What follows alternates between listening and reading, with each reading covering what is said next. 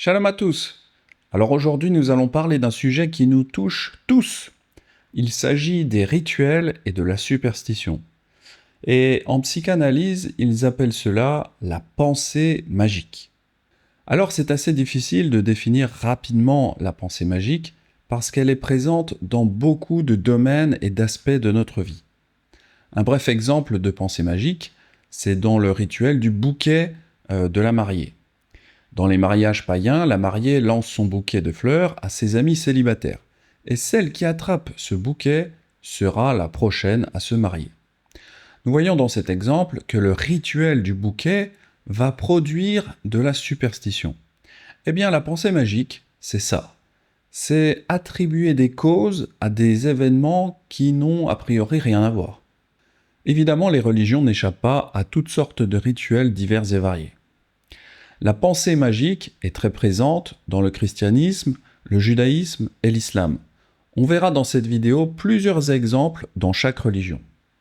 Cependant, cette pensée magique n'est pas uniquement présente chez les religieux, mais les superstitions touchent tout type de personnes. Cela concerne les sportifs de haut niveau, mais également des personnes athées. Je crois que la plupart des gens se rappelleront la fameuse publicité avec Zinedine Zidane. C'est toujours les mêmes gestes.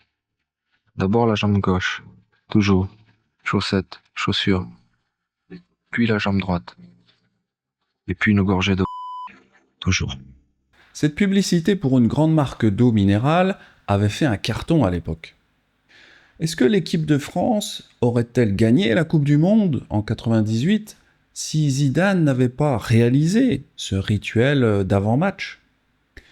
Alors dans d'autres études, on avait déjà expliqué que les publicitaires, ils utilisent nos instincts primaires pour nous faire acheter leurs produits. L'instinct sexuel est le plus utilisé. On fait miroiter aux clients que le fait d'acheter un certain produit leur donnera accès à un tas de femmes magnifiques. Les pubs pour les déodorants en sont un bon exemple. J'avais évoqué également l'instinct tribal qui nous ramène à notre appartenance ethnique. Les publicités pour des pizzas en sont un bon exemple. Elles nous disent qu'on mange un morceau d'Italie si on consomme une pizza. Ça veut dire que si vous êtes attaché à l'Italie par vos racines, eh bien vous serez un bon client pour ce genre de produit qui fait appel à notre instinct tribal. Le troisième instinct que les publicitaires utilisent, c'est évidemment notre amour des rituels, comme moyen de nous vendre des produits. La publicité pour l'eau minérale avec Zidane est un bon exemple. Outre les instincts sexuels, les instincts tribaux et les instincts concernant les rituels, il en existe encore beaucoup d'autres, mais je me contente d'évoquer cela à titre d'exemple. La pensée magique, ou la superstition, dans les rituels, est donc une forme d'instinct charnel. Nous devons prendre conscience que notre côté charnel nous manipule. Et en tant que disciples de Yeshua, nous devons, au contraire, nous élever vers le côté spirituel. Notre sexualité peut nous amener à faire de nombreux péchés. Par ailleurs, notre instinct tribal nous poussera en général à classer les gens selon leur race ou leur génétique, alors que Yahweh cherche surtout des personnes avec un cœur circoncis. Un très bon exemple d'instinct tribal délétère que je rencontre systématiquement, c'est quand un chrétien refuse d'obéir aux commandements de la Torah en prétendant que c'est quelque chose de réservé au peuple juif. Alors premièrement, c'est faux d'un point de vue biblique, mais deuxièmement, c'est l'instinct tribal qui parle, et non l'esprit de Yahweh. Donc ce que je veux vous montrer avec ces quelques exemples, c'est que les instincts primaires peuvent nous entraîner dans toutes sortes de dérives. Nous devons donc en prendre conscience et les combattre. Aujourd'hui, c'est exactement ce que nous allons faire. Nous allons voir comment notre superstition ou notre pensée magique, eh bien, ils peuvent nous entraîner à pratiquer des rites et des rituels qui ne sont pas la volonté du Père. On verra comment identifier ces dérives et comment les combattre. Commençons d'abord par définir les termes. La définition de la pensée magique est la suivante. Il s'agit des croyances superstitieuses et des rituels conjuratoires qui s'imposent à l'obsédé et transforment sa vie en un véritable cérémonial. Classiquement, on décrit les vérifications sans fin, le lavage des mains ou des objets, la place immuablement précise attribuée à chaque objet, l'annulation des actions et le doute permanent. Quand j'ai lu cette description, j'ai immédiatement pensé aux personnes qui sont dans le judaïsme orthodoxe. Cette définition du Larousse nous parle du lavage des mains. Tiens, ça vous rappelle pas quelque chose dans les évangiles ? Alors des pharisiens et des scribes vinrent de Jérusalem auprès de Yeshua et dirent « Pourquoi tes disciples transgressent-ils la tradition des anciens ? Car ils ne se lavent pas les mains quand ils prennent leur repas. » Alors dans ce passage, nous comprenons que Yeshua n'obéissait pas aux traditions des hommes. Vous savez, c'est un peu comme avec le bouquet de la mariée. Au début, c'était une simple tradition, mais progressivement, cela s'est transformé en un rituel quasiment obligatoire. Aujourd'hui, si vous faites un mariage, en oubliant ce fameux rituel, vous aurez des pharisiens modernes qui vous diront « Mais pourquoi vous ne faites pas le rituel du bouquet ? C'est hyper nul votre mariage !» Eh bien, pour le lavage des mains, c'est un peu pareil. Cela est devenu un rituel incontournable, voire obligatoire dans le judaïsme. On en avait déjà parlé pour l'entrée dans le Shabbat, Erev Shabbat. Il y a des messianiques et de nombreux groupes se disant nazaréens qui pratiquent le rituel du lavage des mains, qui est une tradition talmudique, mais absolument pas une ordonnance de la Torah. De plus, ce simple lavage des mains est fait d'une façon qui rappelle les personnes souffrant de troubles obsessionnels compulsifs, les TOC. Je me rappelle, la première fois qu'on m'avait enseigné de me laver les mains, eh bien c'était des messianiques. Il fallait absolument commencer par laver la main droite, et il fallait réciter une bénédiction avec une formulation exacte et précise. Si jamais vous commenciez par la main gauche, alors il fallait tout recommencer depuis le début, parce que le nettoyage ne sera pas vraiment approuvé. Dans cette situation, vous êtes typiquement dans la pensée magique. Vous êtes quasiment dans un TOC, un trouble obsessionnel compulsif. C'est comme avec Zidane, il doit absolument commencer son rituel avec la jambe gauche, sinon il va perdre son match. Les messianiques font cela, et tous les nazaréens que j'ai connus faisaient le rituel du lavage des mains qui vient du judaïsme. À Netivot Olam, on faisait cela, et dernièrement, ma femme m'a montré un nouveau site internet appelé Israélite Nazaréen. Alors ces nazaréens, eux aussi, dans un article, ils enseignent le lavage des mains. Le Netilat Yadayim est un héritage des Kohanim, étendu par les sages d'Israël aux fidèles pieux et conservé dans la communauté nazaréenne. Ce lavage se fait au lever, car la nuit est associée au monde de l'impureté. Avant la prière, pour sanctifier l'action et les paroles. Avant les repas avec pain, car la table est comme un autel. Après la sortie des lieux impurs, latrine, hôpital, cimetière, contact avec un mort, etc. Mode d'accomplissement. Au clair, versé à l'aide d'un récipient rituel. 3 fois sur chaque main en alternance. Sans interruption, puis récitation d'une bénédiction. Mais alors, comment ces gens-là peuvent-ils se prétendre nazaréens, c'est-à-dire des disciples de Yeshua, si même Yeshua et ses disciples ne suivaient pas cette tradition ? Pourquoi tes disciples transgressent-ils la tradition des anciens ? Car ils ne se lavent pas les mains quand ils prennent leur repas. Donc vraiment, je voudrais vous avertir de tous ces groupes de pseudo-nazaréens. Attention à ces loups qui portent de fausses apparences de brebis. Mais au-dedans d'eux, c'est de la pensée magique, de la superstition, et surtout des traditions inventées par ces fameux sages d'Israël. D'ailleurs, le site internet des Israélites nazaréens disait que Yeshua n'est pas divin. Donc ce sont vraiment de faux frères. Attention si vous fréquentez des pseudo-nazaréens, ils sont assez dangereux spirituellement parlant.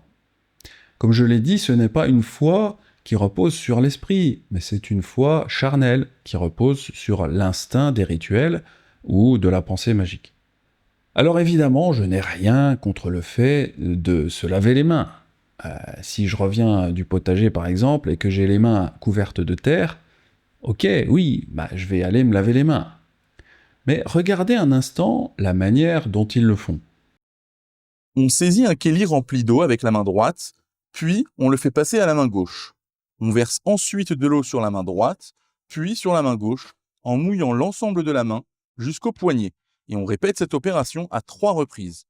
En agissant ainsi, on se débarrasse de l'impureté due au sommeil qui se dépose sur nos mains au réveil. On récite la bénédiction Al Netilat Yadayim avant de se sécher les mains.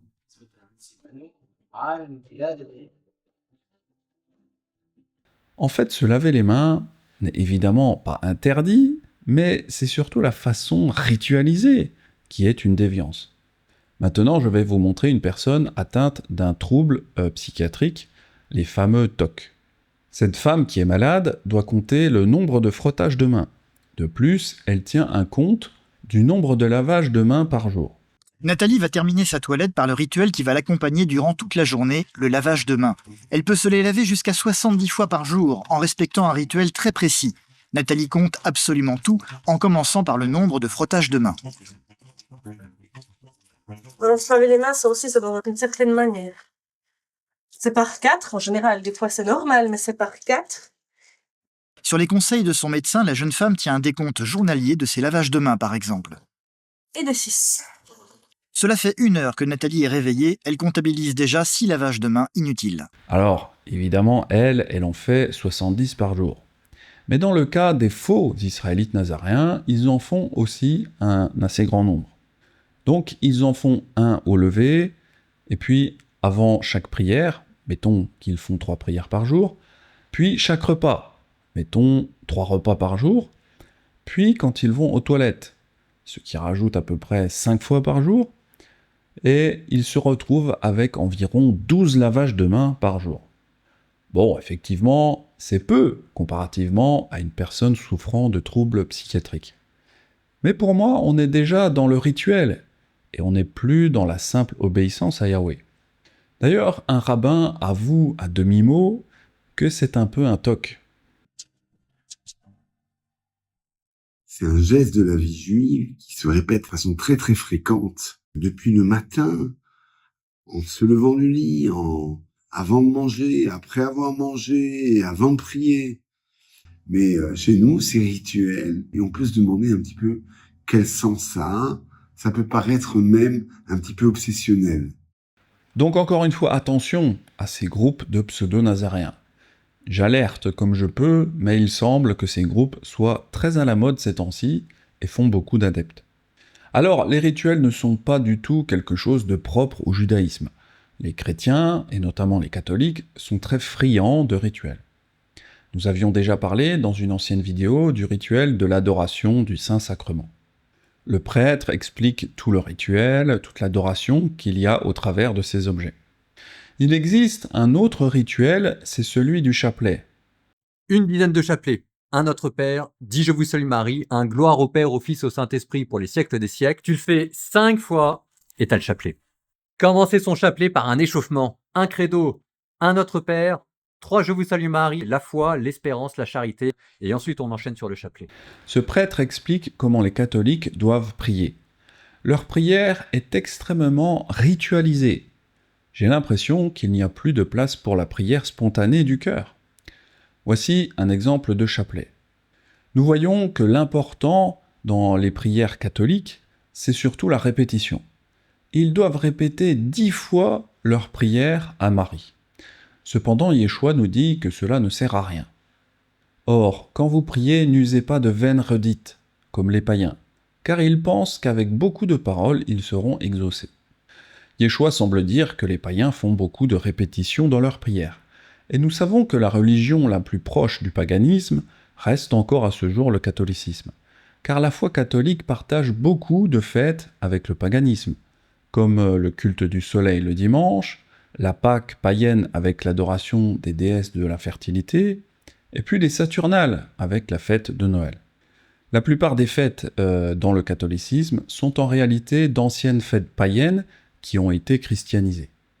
Enfin bref, quand on regarde le chapelet, c'est exactement ce contre quoi Yeshua se battait, c'est-à-dire des prières extrêmement répétitives. Mais ce qu'il y a de plus grave dans le chapelet, ce sont évidemment les prières adressées à Marie. Yeshua nous demande d'adresser nos prières à son Père, et certainement pas à des êtres humains qui sont morts et enterrés. La prière aux morts se rapproche davantage de la nécromancie. La Bible interdit formellement de prier les morts. Deutéronome 18:11 dit que celui qui interroge les morts fait horreur à Yahweh. Le chapelet nous montre qu'il faut faire 10 prières à une morte contre une seule prière au Père de Yeshua. À travers les prières du chapelet, nous voyons l'importance que revêt Marie pour les catholiques. Elle est 10 fois plus importante que le Père. En effet, les catholiques qualifient Marie de mère de Dieu. Et donc, si Dieu a une mère, c'est qu'elle est en quelque sorte supérieure à Dieu lui-même. Sur la chaîne YouTube France Catholique, il y a beaucoup de pensées magiques. Nous avions vu que cette chaîne utilise déjà beaucoup l'IA pour enseigner les croyants. Voici une nouvelle vidéo qui explique que si on touche la statue de Marie et que si on prie Marie, alors cela réglera nos problèmes. De plus, ils disent qu'il faut écrire « Amen » dans les commentaires pour recevoir la bénédiction de Dieu. La Vierge Marie et demande-lui de prier pour toi, afin que Dieu te débarrasse de ton stress et de ta douleur et qu'il te guide sur le chemin de la lumière. Écris « Amen » pour recevoir la bénédiction de Dieu. Ce cas est très intéressant car on est à la fois dans l'idolâtrie d'une personne décédée, mais on est surtout dans une forme de pensée magique. Si on touche la Vierge, alors telle ou telle chose va nous arriver. Et puis si on écrit Amen, alors la bénédiction arrive, etc. Tous ces rituels, ça plaît beaucoup à notre chair. Quand un croyant pratique des rituels, il ressent une forme de bien-être, un peu comme quand on satisfait notre chair en mangeant une crème glacée. Cette satisfaction que ressentent les croyants lors de la pratique de certains rituels leur fait croire que c'est une forme d'élévation spirituelle. Ils vont ressentir des émotions, des sensations, et ils vont penser qu'ils sont dans une nouvelle dimension spirituelle qu'ils ne connaissaient pas, alors qu'en réalité ils sont guidés par leur chair, leurs émotions, et non par l'esprit. Bref, le catholicisme contient beaucoup cette pensée magique, cette forme de superstition, mais revenons un moment dans le judaïsme talmudique. Nous avions déjà fait 2 enseignements sur les téphilines et sur les mezuzot. Ces 2 objets, ces 2 éléments du judaïsme rabbinique sont considérés comme des choses qui protégeraient du malheur ou du mauvais œil. Dans la Mishnah, les téphilines ont la même valeur qu'une amulette. Un homme ne peut pas sortir le Shabbat avec une sandale à pointe, comme cela sera expliqué dans la Gemara. Et il ne peut pas sortir avec une seule sandale s'il n'a pas de blessure au pied. Et il ne peut sortir ni avec des phylactères, ni avec une amulette, lorsqu'elle n'est pas d'un expert, mais qu'elle a été écrite par quelqu'un qui n'a pas acquis une réputation d'expert dans l'écriture d'amulettes efficaces pour ceux qui les portent. Alors, une amulette, c'est un petit objet que l'on porte sur soi et auquel on attribue des vertus protectrices, ou alors porte-bonheur, souvent par superstition. De nombreux juifs prétendent que les téphilines protègent des dangers physiques et spirituels. Voici un article sur lequel je suis tombé. En les enfilant, ils protègent la vie des autres juifs. Qui sait ? Celui d'un soldat de l'armée israélienne, et plus encore, il protège sa propre vie, car les téphilines servent de bouclier métaphysique qui protège ceux qui les portent contre les dangers physiques et spirituels. Il existe un midrash qui dit que grâce à la mitzvah des téphilines, une personne est protégée contre le mal par 1000 anges. Certains juifs pensent que c'est une forme de bouclier métaphysique qui les protège. Nous savons que les téphilines ne sont pas un commandement de Yahweh, mais il s'agit d'une tradition d'homme. En effet, les juifs karaïtes, qui sont focalisés sur la Torah écrite, et qui ont refusé le Talmud, ils ne portent pas de téphilines. Faisons quand même rapidement la démonstration que ce sont des commandements à prendre au sens métaphorique. Voici les 2 versets sur lesquels s'appuient les personnes qui possèdent des phylactères ou des mezuzot. « Et tu les attacheras sur ta main pour te servir de signe, et ils seront comme un fronteau entre tes yeux, et tu les écriras sur les poteaux de ta maison et sur tes portes. » Les juifs talmudiques comprennent de façon littérale ces 2 ordonnances. Mais les juifs karaïtes les comprennent comme étant une métaphore. Dans Deutéronome 11, on comprend aisément que ces commandements sont à comprendre au sens spirituel. Mettez dans votre cœur et dans votre âme ces paroles que je vous dis. Vous les lirez comme un signe sur vos mains, et elles seront comme des frontaux entre vos yeux. Il est évident qu'on ne doit pas s'ouvrir la cage thoracique pour mettre les commandements de Yahweh à l'intérieur. Donc, c'est une façon de dire que nos mains et nos yeux doivent toujours faire la volonté de Yahweh. Mais cela ne veut pas dire qu'il faut réellement porter une boîte avec ces paroles sur notre bras ou sur notre tête, comme ils le font.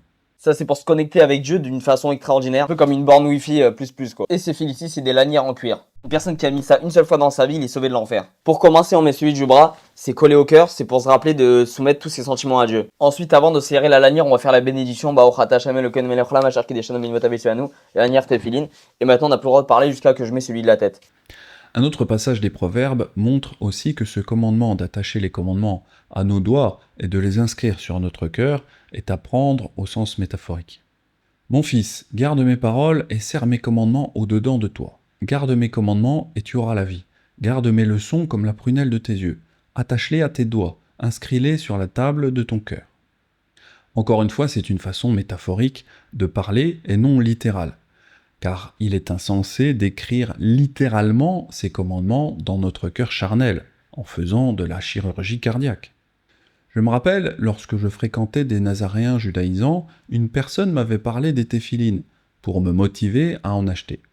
Elle m'avait dit « Oh, tu verras, quand tu mets les téphilines pour la prière, tu as l'impression de léviter, de flotter dans les airs. » Bon, à l'époque, j'étais un petit peu naïf, et j'avais peu de connaissances.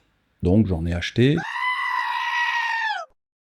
Mais quand j'ai prié avec tout cet attirail, je n'ai pas senti de différence avec ma prière habituelle. Aujourd'hui, j'ai compris que cette personne qui m'avait conseillé les téphilines utilisait son instinct des rituels, sa pensée magique pour se conduire elle-même. Mais je comprends aujourd'hui que c'est une démarche qui repose sur les choses de la chair et non de l'esprit. Merci Yahweh de m'avoir écarté de ce mauvais chemin. On pourrait dire la même chose des mezuzot. Il s'agit également d'une forme de superstition. On avait déjà parlé de la raison pour laquelle les Juifs placent cette petite boîte à l'entrée de leur maison. N'hésitez pas à revoir ces deux enseignements importants. En 1976, il y a eu une prise d'otage. Un avion qui venait de Tel Aviv contenait 246 passagers, dont une grande majorité d'Israéliens. Après la libération des otages, une branche étudiante du Chabad a fait circuler un dépliant suggérant que le terrorisme avait été possible, principalement parce que les victimes n'avaient pas suivi les règles rabbiniques pour les mezuzot cachères. Une mezouza cachère sur vos montants de porte fait non seulement de votre maison une demeure pour la divinité, mais est également votre mesure de sécurité, même après avoir quitté la maison pour la journée. Et puisque tous les Juifs forment un grand corps, cela augmente la sécurité de toute la nation juive. En raison du fait que la plupart des mezuzot dans les maisons des otages, après examen, se sont révélées défectueuses, mal placées ou non sur chaque montant de porte, tous les Juifs doivent vérifier leur mezuzot immédiatement. Nous voyons à travers ce dépliant que la mezouza est considérée par certains Juifs comme étant ce qui protège la nation contre les attaques terroristes. C'est évidemment faux. Par ailleurs, sur ce site de vente de téphilines et de mezuzot, les vendeurs disent que cela garde nos maisons. Mais n'est-ce pas Yahweh qui garde nos habitations ? Pourquoi faire reposer notre protection sur un objet ? En tout cas, nous sommes dans l'enseignement sur la superstition et la pensée magique. Alors, les phylactères et les mezuzot ont tout à fait leur place comme objet de superstition. Je vais terminer avec le rituel des caparotes. Il s'agit d'un rituel d'expiation coutumier pratiqué par certains juifs la veille de Yom Kippour. Cette pratique consiste à faire tournoyer un poulet vivant au-dessus de la tête d'une personne. Le poulet est ensuite abattu conformément aux règles halakhiques. Cette tradition permet d'expier ses péchés en envoyant le poulet en enfer à la place du pécheur. Évidemment, rien dans la Torah ne nous permet de pratiquer un tel rituel. D'ailleurs, la Torah interdit les sacrifices en dehors de Jérusalem. Mais ce rituel des caparotes est pratiqué dans d'autres pays, notamment les États-Unis. Garde-toi d'offrir des holocaustes dans tous les lieux que tu verras, mais tu offriras des holocaustes au lieu que Yahweh choisira dans l'une de tes tribus. Et c'est là que tu feras tout ce que je t'ordonne. D'après ce que dit Yeshua, Jérusalem est encore la ville où l'on doit faire des holocaustes, car c'est la ville du grand roi. Mais moi je vous dis de ne jurer aucunement ni par le ciel, parce que c'est le trône d'Élohim, ni par la terre, parce que c'est son marchepied, ni par Jérusalem, parce que c'est la ville du grand roi. Alors on pourrait encore parler très longtemps du judaïsme, car il y a encore des dizaines d'exemples de rituels ou de pensées magiques. Si vous ouvrez un Talmud, vous trouverez quasiment à chaque paragraphe cette pensée magique. Cependant, nous retrouvons cette fameuse pensée magique dans toutes les religions, et également dans l'islam. Dans cette vidéo de la chaîne YouTube Perspective du Coran, on nous parle du chapelet islamique, aussi appelé misbah. As-tu déjà ressenti une énergie particulière en tenant ton chapelet entre tes doigts? Un frisson subtil, une sensation de paix qui t'envahit sans explication? Ce que beaucoup ignorent, c'est que le simple fait de toucher un chapelet en islam déclenche un phénomène spirituel puissant qui peut transformer ta vie. Alors la personne nous parle d'une sensation ou d'un frisson. Il décrit donc quelque chose de l'ordre du charnel, c'est-à-dire des émotions. La description des pouvoirs du chapelet est vraiment typiquement de la pensée magique. Donc il attribue des pouvoirs quand vous touchez votre chapelet. Bénédiction, sensation, etc. Abu Huraïra, qu'Allah l'agrée, rapportait que le prophète Inde disait « Celui qui dit « Subhanallah wa bihamdihi » 100 fois par jour verra ses péchés effacés, même s'ils étaient aussi nombreux que l'écume de la mer. » Ce sage de l'islam dit que si tu répètes la prière du chapelet 100 fois par jour, cela a le pouvoir d'effacer les péchés. C'est intéressant parce que, comme on l'a vu avec le rituel des caparottes, avec le poulet qu'ils sacrifient pour éviter que les juifs aillent en enfer, et là vous avez les musulmans qui font aussi le chapelet pour que leurs péchés soient pardonnés. Donc on voit que l'islam et le judaïsme, finalement, ils savent au fond d'eux qu'ils ne sont pas sauvés. Et donc, il leur manque, à toutes ces deux religions, il leur manque le sacrifice expiatoire de Yeshua. En tout cas, même si le catholicisme et l'islam sont deux religions différentes, on voit que la pensée magique est présente, que ce soit dans le chapelet musulman ou le chapelet catholique. Les deux religions enseignent qu'à force de répétition, les prières vont être exaucées. Et c'est exactement le contraire de ce que disait Yeshua. Maintenant qu'on a vu le lien entre le christianisme et l'islam, voyons à présent les similitudes entre le judaïsme et l'islam. Il y a quelques jours, un ex-musulman a fait une vidéo pour parler des hadiths. Alors les hadiths, on en avait déjà parlé dans la vidéo sur le paradoxe musulman. C'est en quelque sorte les lois humaines de l'islam. En gros, c'est un peu le Talmud des musulmans. Cet ancien musulman explique que ce n'est pas le Coran qui a donné toutes les procédures à suivre dans la vie des musulmans, mais ce sont les hadiths, c'est-à-dire des commandements d'hommes. Allah n'aurait jamais demandé toutes ces choses dans le Coran. Et on va enfin passer au troisième et dernier constat de cette vidéo qui va être un coup de massue sur l'islam. Alors il faut savoir qu'au quotidien, la grande majorité des règles comportementales que les musulmans du monde entier appliquent, elles se trouvent dans les hadiths. Il n'y a pas que l'exemple de la prière qui est concerné, même plein de petites actions du quotidien, comme par exemple le fait de savoir quelle invocation précise il faut réciter avant d'aller dormir ou au réveil, c'est dans les hadiths. Le fait de savoir qu'il faut pas manger avec la main gauche, c'est pas dans le Coran, c'est dans les hadiths. Bref, la mise en pratique de l'islam se trouve davantage dans les hadiths que le Coran pour les musulmans dans leur quotidien. Enfin bref, c'est exactement ce qui se passe dans le judaïsme rabbinique. Une grande partie des commandements sont des choses inventées par l'homme, notamment le rituel des caparottes, comme on l'a vu tantôt. Et finalement, dans les hadiths, on se retrouve également avec de la pensée magique, ou de la superstition. Cet ancien musulman explique qu'il y a plein de règles absurdes à suivre, comme le fait de réciter des invocations avant de dormir, ou le fait de ne pas manger de la main gauche. J'imagine que si tu es gaucher et musulman, ta vie doit pas être facile. C'est un peu comme les juifs qui doivent utiliser une main précise pour commencer le rituel du lavage des mains. Cette personne explique également que pour la prière des musulmans, il faut prononcer une certaine phrase en fonction de l'inclinaison du corps. Car par exemple dans la prière islamique, il y a une phrase à prononcer à la fin de l'inclinaison de ton corps en te redressant. Juste après la phrase Sami'allahu liman hamida, tu te redresses et tu ajoutes la phrase Rabbana wa lakal hamd. Je vais prendre juste ces deux petites expressions successives qu'Allah n'a pas mises dans le Coran, en disant aux humains « Vous devez dire ces deux phrases exactes en priant dans telle position exacte de la prière ». Allah n'en parle pas de ça dans le Coran. Cela rappelle un peu les bénédictions à réciter chez les judaïsants avant chaque action de leur corps. Bref, je voulais vous montrer que même dans l'islam, il y a des ajouts humains, des commandements d'hommes qui se rapprochent plus de la pensée magique que de réels commandements donnés par leur Dieu. C'est quasiment un copier-coller de ce qu'on trouve dans le judaïsme avec le Talmud, ou alors dans le catholicisme avec le catéchisme. Bon, on a vu plusieurs exemples de la pensée magique dans différentes religions. Maintenant, je voudrais aborder un sujet très important. Je voudrais parler des coïncidences.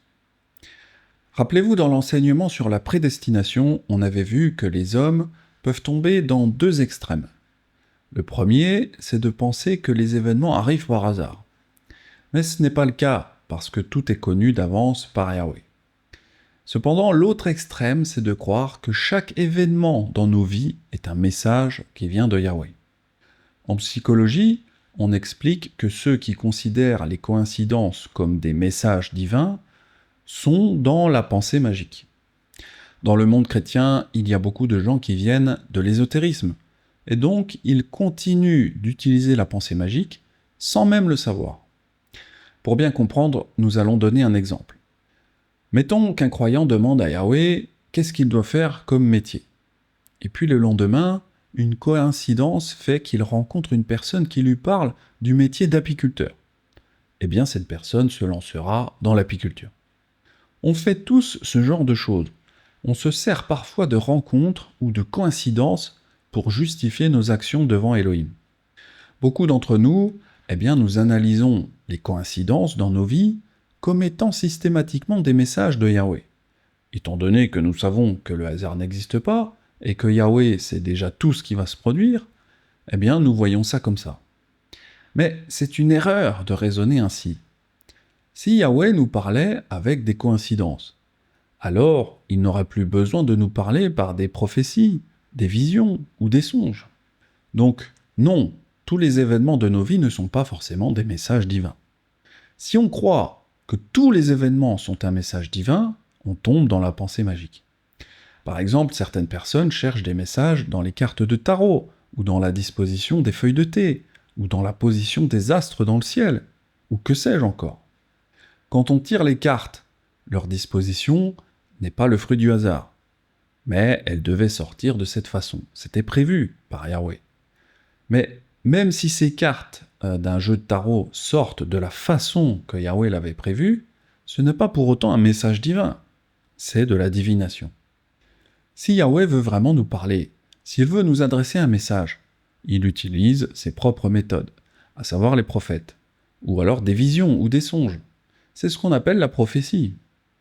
Et il dit « Écoutez bien mes paroles, lorsqu'il y aura parmi vous un prophète, c'est dans une vision que moi, Yahweh, je me révélerai à lui. C'est dans un songe que je lui parlerai. » Malheureusement, beaucoup de personnes aujourd'hui croient que ce qu'on appelle coïncidence est en réalité un message d'Elohim. Il y a des personnes qui disent « Eh bien tu vois, Yahweh m'a béni quand j'ai fait telle ou telle action, car j'ai eu de bons résultats. » Cela veut dire qu'il veut que je continue à faire cela. Mais il faut comprendre que Yahweh bénit les croyants et les athées. Toutefois, mon pied allait fléchir, mes pas étaient sur le point de glisser, car je portais envie aux insensés, en voyant le bonheur des méchants. Rien ne les tourmente jusqu'à leur mort, et leur corps est chargé d'embonpoint. Ils n'ont aucune part aux souffrances humaines. Ils ne sont point frappés comme le reste des hommes. Donc attention, vraiment, si vous avez des réussites ou des échecs dans votre vie de tous les jours, cela ne signifie absolument pas que Yahweh vous parle ou vous encourage dans une voie plutôt qu'une autre. Je vais vous donner plusieurs exemples de situations qui n'étaient pas censées se produire. Il y avait zéro chance que ça arrive. Lisons plusieurs articles. Un violent incendie s'est déclaré en juillet sur une base militaire proche de Madrid. Une grande partie de la végétation est partie en fumée. Mais la statue de la Sainte Vierge a été épargnée. Voyons à présent le prochain article. Miracle! Un Coran réchappé des flammes en Arabie Saoudite. Quand j'ai inspecté la voiture carbonisée, j'ai été stupéfait de voir que tout avait été détruit, à l'exception du Coran, resté intact, a déclaré le reporter qui n'en croyait pas ses yeux, et a aussitôt décidé d'immortaliser la scène extraordinaire de nature à ébranler les certitudes des esprits les plus cartésiens. Bon, passons à l'article suivant.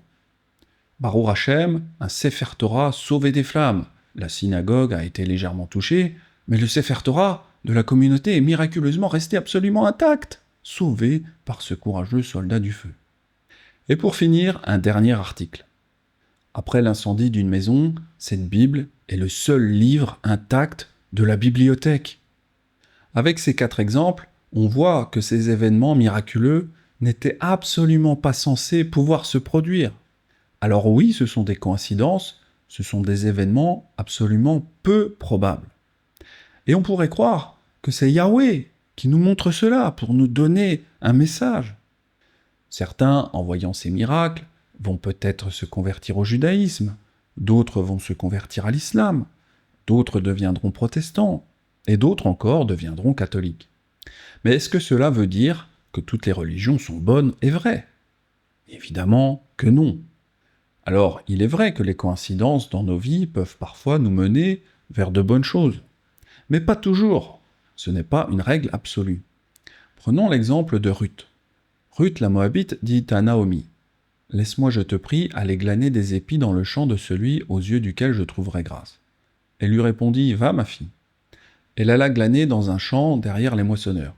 Et il se trouva par hasard que la pièce de terre appartenait à Boaz, qui était de la famille d'Elimelech.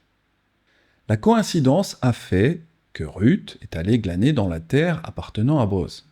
Cet accident a été bénéfique pour elle, mais encore une fois, cela ne constitue pas un message de Yahweh.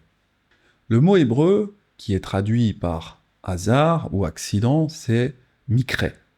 Voici un autre passage qui parle de ce mot hébreu. Tout arrive également à tous, même sort, mikré, pour le juste et pour le méchant, pour celui qui est bon et pur et pour celui qui est impur, pour celui qui sacrifie et pour celui qui ne sacrifie pas. Il en est du bon comme du pécheur, de celui qui jure comme de celui qui craint de jurer. Salomon nous dit dans l'Ecclésiaste que les coïncidences arrivent pour le juste comme pour le méchant. Donc si un méchant qui vend de la drogue se retrouve par accident à avoir de grandes bénédictions financières ou des bénédictions générales, est-ce un message de Yahweh qui lui dit de continuer dans cette voie? Bien sûr que non.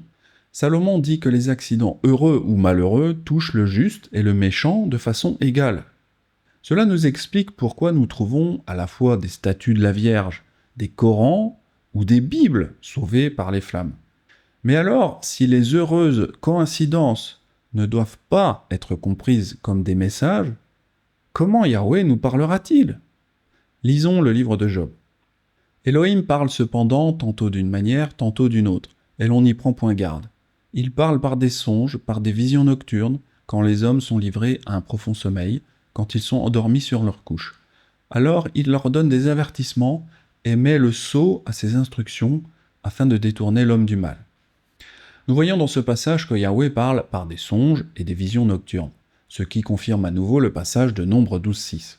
Cela confirme qu'il ne nous parle pas avec des hasards ou des coïncidences, ni même avec des choses qui semblent être des bénédictions. Mon sentiment, c'est que les coïncidences aujourd'hui ont remplacé la prophétie chez beaucoup de croyants. Depuis que je suis converti, j'ai vu beaucoup d'hommes se baser sur des coïncidences pour comprendre la volonté d'Élohim. Moi le premier, il est très difficile de se détacher de cette façon de raisonner. Mais écoutez ce que Yahweh dit de ses messages pour nous. Alors il leur donne des avertissements et met le sceau à ses instructions. Ce verset de Job est fort intéressant. Cela nous parle d'un sceau. Alors un sceau, c'est une marque qui identifie l'expéditeur et c'est cela qui confirme le message. Si Yahweh met un sceau, c'est justement pour qu'on fasse la distinction entre ces messages, pour nous, et les coïncidences qui se déroulent parfois autour de nous. Les événements qui se déroulent dans nos vies, comme nos rencontres, les accidents, les impressions de déjà-vu et les coïncidences, eh bien, même si toutes ces choses sont prédestinées par Yahweh, cela n'est pas forcément un message de sa part. Encore une fois, quand Yahweh veut nous parler, il utilise surtout des songes, des visions ou alors des prophètes. Si nous utilisons les coïncidences comme étant un message de Yahweh, eh bien cela détruit la raison d'être de la prophétie. Si Yahweh nous parle par coïncidence, alors la prophétie n'a plus besoin d'exister. Je crois que la vérité, c'est qu'on ne supporte pas quand Yahweh ne répond pas à nos prières. Et comme Yahweh ne répond pas, eh bien on cherche des réponses, des messages de Yahweh dans les circonstances de nos vies, dans les coïncidences, parce que notre orgueil ne supporte pas que Yahweh nous laisse sans réponse. Vous savez, c'est comme quand Élie attendait Elohim. Il croyait voir Elohim dans toutes sortes d'événements. Yahweh dit « Sors et tiens-toi dans la montagne devant Yahweh. » Et voici, Yahweh passa. Et devant Yahweh, il y eut un vent fort et violent qui déchirait les montagnes et brisait les rochers. Yahweh n'était pas dans le vent. Et après le vent, ce fut un tremblement de terre. Yahweh n'était pas dans le tremblement de terre. Et après le tremblement de terre, un feu. Yahweh n'était pas dans le feu. Imaginez si l'un d'entre vous voyait ces choses qu'Élie avait vues. Imaginez, vous voyez un vent violent qui brise des montagnes, un tremblement de terre, ou alors un feu qui apparaît de nulle part. Tout le monde se dirait « Bon, là, c'est Yahweh qui me parle, c'est certain !» Parce qu'il est strictement impossible que toutes ces choses arrivent par hasard. Eh bien non. Même dans des événements totalement surnaturels, Yahweh ne nous parle pas toujours. Il est vraiment important de comprendre cela.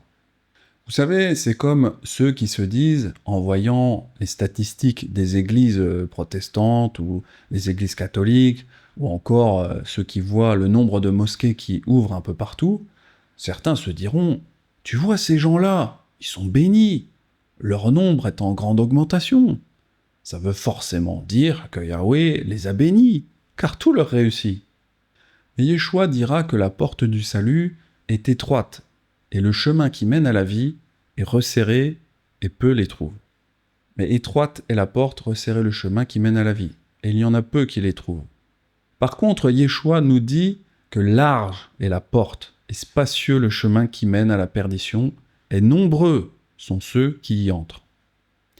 Donc, même si certaines religions semblent être réellement bénies, avec, en voyant leurs bâtiments énormes, on voit aussi tout l'argent qu'ils reçoivent, et puis on voit surtout leur nombre, le nombre de croyants qui augmente. Tout cela ne signifie pas qu'il s'agit du bon chemin. Pour finir cette étude, nous allons voir les superstitions et rituels chez les athées. On va voir les sportifs. Rafael Nadal expliquait dans une interview qu'il pratique de nombreux rituels, et notamment celui avec l'alignement précis de ses bouteilles d'eau.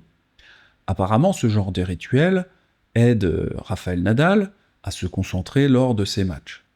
Il y a des dizaines et des dizaines d'exemples de rituels magiques que les grands champions ont utilisés durant toute leur carrière. Ces grands sportifs ont été extrêmement bénis dans leur vie. Ils sont tous devenus riches, ils ont en général une très belle femme, de très beaux enfants, une très belle maison, tout leur réussit, malgré qu'ils soient dans la superstition et la pensée magique. Donc tous ces rituels ne sont pas propres aux religions. Ces rituels sont une forme d'instinct puissant qui touche tous les hommes. Les psychologues disent que la pensée magique rassure les gens et les aide à gérer leurs émotions. Mais Yahweh ne veut pas qu'on utilise la magie ou la superstition dans nos vies. Car si nous nous reposons sur des rituels ou sur des objets, alors nous ne nous appuyons plus sur lui. C'est pourquoi la pensée magique, c'est en réalité de l'idolâtrie. Aujourd'hui, nous trouvons les faux rituels dans le catholicisme, le judaïsme ou l'islam. Les trois grandes religions du monde ont réussi à convertir les croyants à la pensée magique, même si Yahweh nous demande de nous en détourner. Lorsque tu seras entré dans le pays que Yahweh ton Elohim te donne, tu n'apprendras point à imiter les abominations de ces nations-là. Il ne se trouvera chez toi personne qui fasse passer son fils ou sa fille par le feu, qui s'adonne à la divination, à la magie, qui soit augure ou enchanteur, qui recourt au charme, qui consulte les évocateurs et les devins et qui interroge les morts. Car quiconque fait ces choses est en abomination à Yahweh. Et c'est à cause de ces abominations que Yahweh ton Elohim va chasser ces nations devant toi. En 2025, les abominations des nations du monde sont très nombreuses, et nous avons l'exemple du New Age qui regroupe un grand nombre de pratiques ésotériques qui sont en lien direct avec la pensée magique et les rituels. Dans les pratiques ésotériques, on retrouve énormément l'étoile à 6 branches, sceau de Salomon et un pentacle formant l'étoile de David, symbole récurrent dans les cérémonies magiques.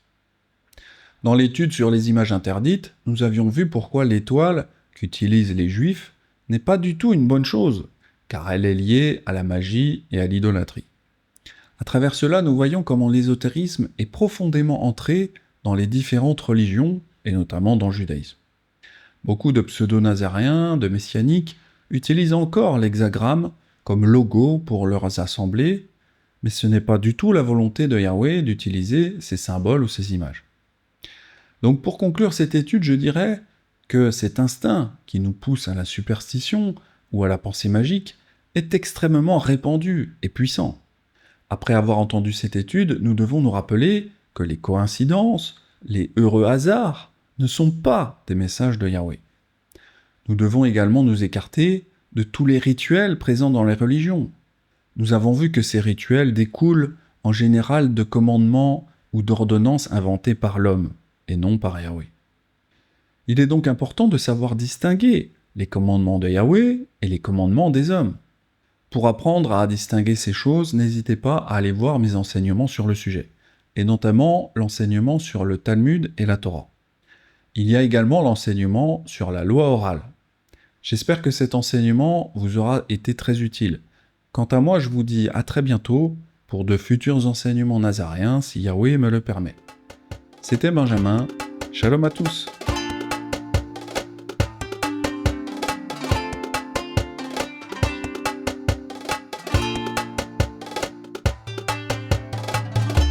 Thank you.